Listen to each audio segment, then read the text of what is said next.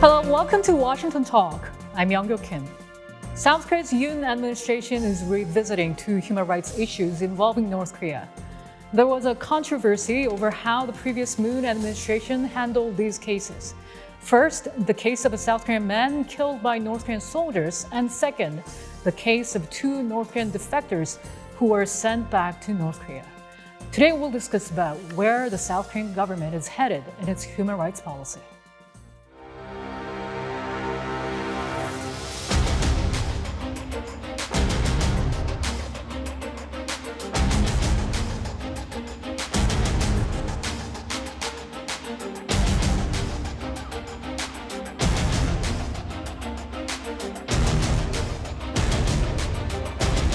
우리 헌법에 따라서 우리 대한민국의 국민으로 간주가 되는데 복송시킨 거에 대해서는 많은 국민들이 좀 의아해하고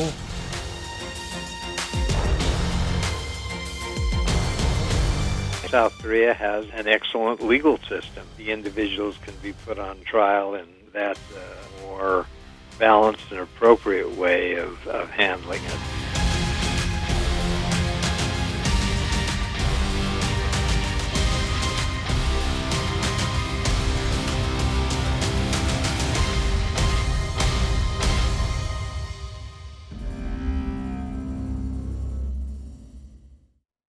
In the studio with me is Robert King. Ambassador King served as a United States Special Envoy for North Korea human rights issues for nearly 8 years from 2009 to 2017. Also joining me is Greg Scarlatoiu. Mr. Scarlatoiu is the Executive Director of the Committee for Human Rights in North Korea in Washington, D.C. Welcome to the show. Good to have you both. Thank you. Thank you. We will start talking about a South Korean man killed by North Korean soldiers on the sea in 2020. South Korea's Yoon Suk-yeol administration overturned the previous Moon Jae-in government's finding that the man attempted to defect to North Korea. The bereaved family are asking for the full disclosure of the information surrounding the man's death. And President Yoon said his administration will do according to the law. Ambassador King, do you agree that the more information should have been and should be disclosed? There's always value in having information. In a case like this where there were questions, it certainly makes sense to open the record, go back and look at what happened, and establish clarity. Mm-hmm. Mr. Scarlatoiu, what kind of information do you think these bereaved family are seeking for? All available information. The family must find out the truth. South Korea is a free country, a liberal democracy, and the people of South Korea deserve to know the truth. We have to remember that pursuant to the Constitution of the Republic of Korea, all Koreans are citizens of the Republic of Korea, and all Korean territory is territory of the Republic of Korea. These claims that that the victim was attempting to defect, in my view at the time, were meant to divert attention away from the main issue, which was the South Korean government failed to protect the personal safety and life of this gentleman who ended up being killed by the North Koreans who disposed of the body in the most gruesome kind of way, as we all recall. Mm-hmm. So far, most regrettably, the gravest threat to the sovereignty of the Republic of Korea and the safety of the people of South Korea is the Kim regime in the north. Mm-hmm. Of course, we all hope for peace, reconciliation, eventually unification, but as of now, the South Korean has that obligation of protecting the safety, the personal safety and life of all Koreans. Ambassador King, do you agree that South Korean government was trying to divert the attention from their failure? It's hard to tell. That's the difficulty when information isn't disclosed. Mm-hmm. When information is not disclosed, people make up all sorts of possibilities and one doesn't know what happened. So I think the best way to deal with an issue like that is to provide the full information that's available, make sure that everyone sees what's out there, and hopefully it will resolve the questions. Mm-hmm. The lack of information was the problem. If government doesn't provide full information, if there's always the assumption that the government is trying to cover something up. And that's why disclosure is always the best way to deal with problems like that. The fact that it's now being raised again is only a clear indication that is the case. The issue is being raised by the Yoon administration because they want to contrast what they are doing with the previous administration.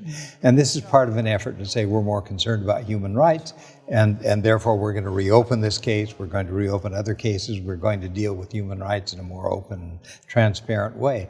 And I think that's, doing it at the very beginning of the administration the way they're doing is an attempt to say, we're different, we're not going to do it the same way, and you can believe what you hear from us. Mm-hmm. Mr. Scarlatoiu, what about you? What was the main problem you saw when this was happening? A lot was sacrificed under the previous administration of President Moon for the sake of reconciliation and rapprochement with the Kim regime of North Korea. Now, what we share with our friends, allies, and partners in South Korea, and President Biden has made it clear that these shared values are key to our alliances. What we share are precisely these values. And human rights are a central part of these values that we share with our allies. And we have very high expectations that things will get better. And South Korea will become ever more involved in protecting not only the human rights, lives, and personal safety of Koreans living in the South, but also those living in the North. Ambassador, did previous South Korean administration, did they put too much priority on the relationship with North Korea in sacrifice of the values such as human rights? I would have preferred to see the previous administration give more attention and focus to human rights. Human rights is an important part of the policy with North Korea. It's one of the main distinctions between North and South. South Korean people have expectations for human rights, for access to information, for being able to understand what their government is doing. And I think it's important that be done. I wouldn't want to specifically criticize any administration, but... I understand. The South Korean government overturned the earlier finding that the man was attempted to defect to North Korea.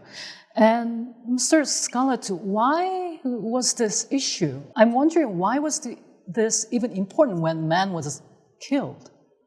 Even if the man had attempted to defect to North Korea, would that have meant that he had waived the protection of the Constitution of the Republic of Korea, of the laws, the applicable laws of the Republic of Korea, of international instruments that the Republic of Korea has ratified, and why not, even the DPRK, some of them.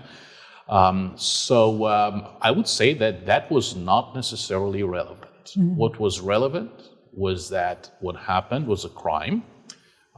It was a blatant violation of applicable South Korean law. And it was a blatant violation of applicable international human rights documents.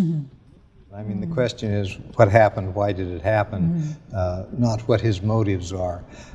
You're always on shaky ground when you try to explain someone's motives. Yes. And you don't have the person there to give his or her own interpretation. Well, folks have defected back and forth, especially from the north going to the south. Some of them, very few of them, have decided to go back to the north. Again, if the citizen of the Republic of Korea, for any reason, decides to defect to the north, it doesn't mean that the punishment deserved in this case is death under the most gruesome of circumstances. We'll move on to the next case. This is what happened in 2019. The repatriation of the two North Korean fishermen who sailed into South Korean waters. They were known to have expressed their intention to defect to South Korea. Ambassador Kim, how do you look back at this case? I think this was the case where members of the crew, other members of the crew had been murdered. Yes, that's what the South Korean government said, yes. What the problem here is, murder under any circumstance is a heinous crime and should be punished. The real difficulty is the North Korean fishermen were returned against their will to North Korea.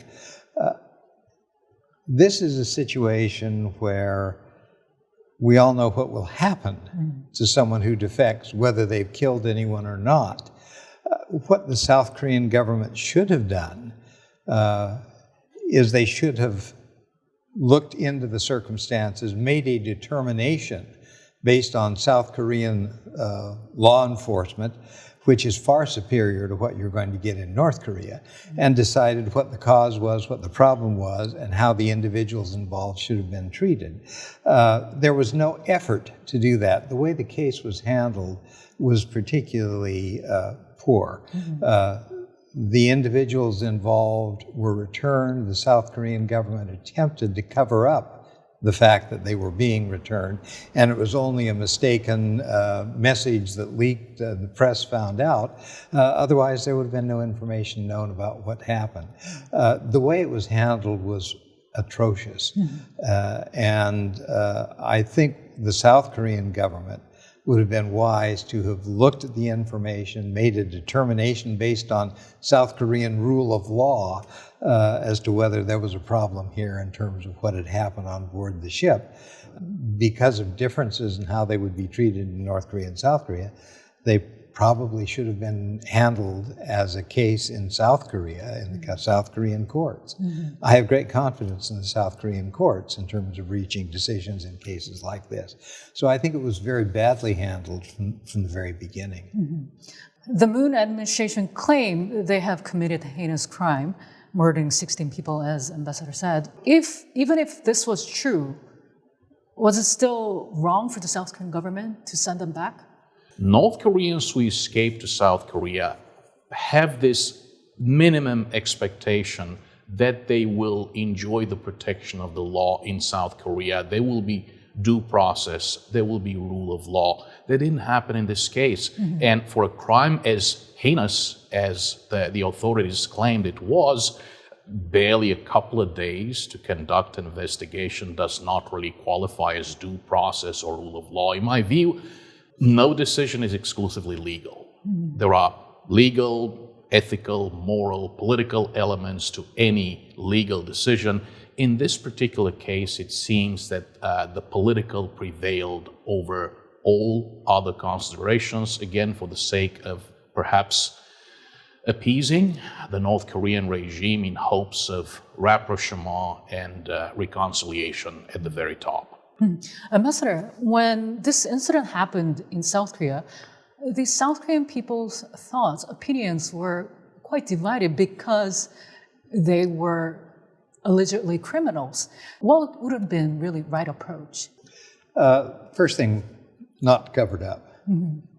Covering it up, I think, was the first big mistake. Treating it openly, treating it publicly would have been a much better way to do it. South Korean government should have had held an investigation under South Korean court procedures and investigatory procedures, and it should have been looked at, and the information should have become public. If the facts of the case are true, it's obviously a heinous crime, and the individuals involved should have been punished very severely. But to return them to North Korea doesn't assure that there's going to be a proper investigation. And so I think the decision to do that was where the problem was. The basic thing, and I think the reason why these two issues are being raised, is the current government in South Korea is attempting to make the point that the situation will be different with regard to human rights.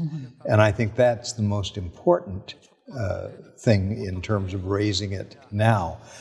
When Foreign Minister Pak was here last week, he met with a number of people here in Washington, and the remarks that he gave on that occasion highlighted the fact that South Korea was concerned about the human rights situation in North Korea, and that greater attention, greater focus would be given to the human rights issues. I think that's the message, and raising these issues only serves to highlight this by picking two of the very controversial, high-profile cases and saying, we would have done it differently. I hope this reflects a fundamental change. Because these two issues were such hotly debated issues back then, so now South Korea's opposition party argues bringing up both these issues is politically motivated. Mr. Scarlatoiu, what's your thought on this? I mean, they're claiming it is a political attack on the previous administration. With the Yoon government in place now, it is extraordinarily important to see a North Korean human rights policy in South Korea. South Korea hasn't really had a North Korean human rights policy since 2017. South Korea has not had an ambassador at large for North Korean human rights since Ambassador Lee Jong-hun stepped down in the fall of 2017. Okay, we're not spotless here either. We have not had a special envoy for North Korean human rights since Ambassador King stepped down in January 2017. That is 6.5 years. And also, I would say that we haven't really had a coherent North Korean human rights policy, especially since Ambassador King stepped down. I think there is a lot of work to do in terms of retaking the high ground we once held at the United Nations as friends, allies, and partners of South Korea, Japan, the European Union, Australia, New Zealand, and others. Can we separate human rights from becoming political issues? Human rights is a political issue. And fortunately it is, because it does put pressure on governments who don't observe human rights. No, I think it's unfortunate that it's become a political issue in South Korea. And it hasn't become a political issue because of the changes that have taken place over the last couple of weeks. It's an issue because because there have been changes over the last several years. I think the same thing is true in the United States. We're certainly, we also have the same problem, as Greg mentioned. And I'm disappointed that the Biden administration has not acted more quickly to appoint the Special Envoy for North Korea Human Rights in the United States. It's helpful to have someone focusing on those issues. This is something that should be done. This administration, the Biden administration, has indicated that it intends to do this, but we're now 1.5 years into it. It's well past time when something should happen. Yeah. Meanwhile, at the U.S. Congress, the Tom Lantos Human Rights Commission held a hearing on South Korea's refugee policy. The commission says South Korea has one of the lowest rates among the developed countries in terms of granting refugee status. And of course, the topic of the refugees from North Korea or North Korean defectors was also discussed in depth. Mr. Scarlatoiu, why was this hearing held? The Tom Lantos Commission has had a commendable history of paying attention to this particular issue of North Korean refugees, the need to protect them in South Korea and elsewhere. So I would speculate that it is a message relayed to our friends and partners in South Korea that this is an issue that truly matters. Of course, the numbers have declined dramatically because of COVID, because of draconian restrictions in the border areas, draconian restrictions imposed internally as well in North Korea. But nevertheless, this continues to be a slow motion refugee crisis, sometimes outcompeted by other massive refugee crises in the Mediterranean basin, in Eastern Europe and elsewhere. Nevertheless, we must remind the people of North Korea that they're not forgotten. Ambassador, U.S. Congress talking about South Korea's refugee policy. Is it common to talk about the human rights issues in advanced countries like South Korea? Congress talks about anything and everything. I think that one issue that I would add is that South Korea has a very good record in terms of its efforts to deal with refugees from North Korea. But South Korea, I think, probably needs to look at its record on dealing with refugees from other parts of the world. South Korea is a country that is wealthy. They have a great need for labor. South Korea would be a good place for refugees from other areas. And I think South Korea ought to maybe look at its refugee policy not just as a North Korean issue, but as an issue, a humanitarian issue that deals with other parts of the world. There is a particular case that has been ongoing for a while now. Members of a Christian church from China who have sought refuge in South Korea. They're on Jeju Island right now. Of course, we know that South Korea has the second largest Christian population in Asia after the Philippines. This is pretty much part of the core values of South Korea. Their asylum application was denied. Their appeal was denied, as far as I know. We have colleagues who are following this issue very closely. As Ambassador King said, South Korea is a highly developed country. South Korea is fully capable of looking after refugees other than the brethren, the brothers and sisters coming from the north. If I may add just one more thing. Sure. Of course, we are all from advanced countries. Advanced countries never claim to have a perfect human rights record. It is only the human rights violators who claim to have a perfect human rights record. We identify the issues, we work on the issues, we make things better, we improve our own civil rights and human rights situation. I believe that this is something that the United States and the Republic of Korea also have in common. This never-ending struggle to make things better. And at the end of the day, we succeed. My last question. Actually, it's kind of related to what Mr. Scarlatoiu said, but Ambassador, what can South Korea do to make it better?